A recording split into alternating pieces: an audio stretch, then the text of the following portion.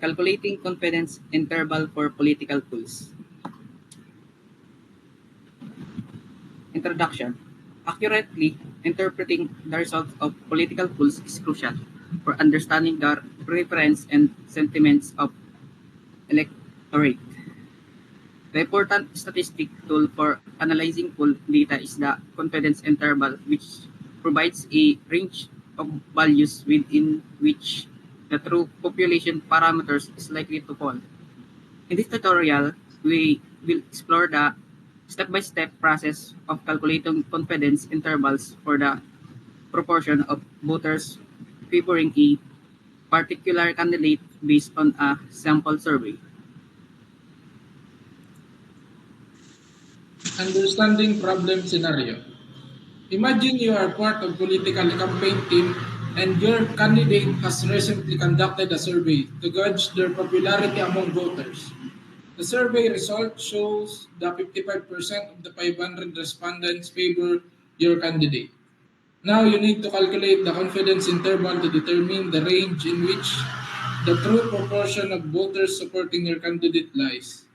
This information will be crucial for making informed decisions about campaign strategy and resource allocation.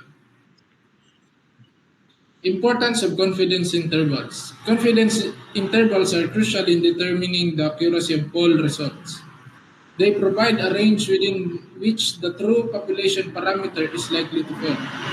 Understanding confidence interval is essential for interpreting the significance of poll findings. The confidence interval formula. To calculate the confidence interval, you'll need three pieces of information: the sample size, the proportion of voters favoring the candidate in the sample, and the desired level of confidence, typically 95%. The formula to calculate the confidence interval for a proportion is Ci equals to P plus minus Z times the square root of P times 1 minus P divide N, where Z is the Z-score corresponding to the desired level of confidence, 1.96 for 95%. The confidence interval represents the range of values within which the true population parameter, in this case the proportion of voters favoring the candidate, is likely to fall, given the level of confidence you have specified. Calculating the confidence interval. Step 1. Identify the sample size and proportion. In the given scenario, the sample size is 500 voters and the proportion of voters favoring the candidate is 0.55 or 55%. Step 2. Plug in the values.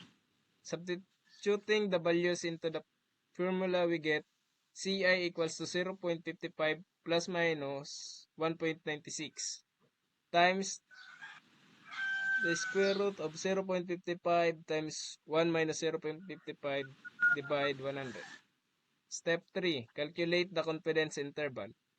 Solving the equation, we arrive at the 95% confidence interval, 0.55 plus minus 0.0615, which gives us the range of 0.4885 to 0.6115. Interpreting poll results. Interpreting poll results. Meaning of the confidence interval. The 95% confidence interval indicates that we can be 95% confident that the true proportion of voters favoring the candidate lies between 0.4885 and 0.115, or 48.85% and 61.15%. This means that if we were to repeat the survey many times, 95% of the resulting confidence intervals would contain the true proportion of voters favoring the candidate. Implications for the campaign.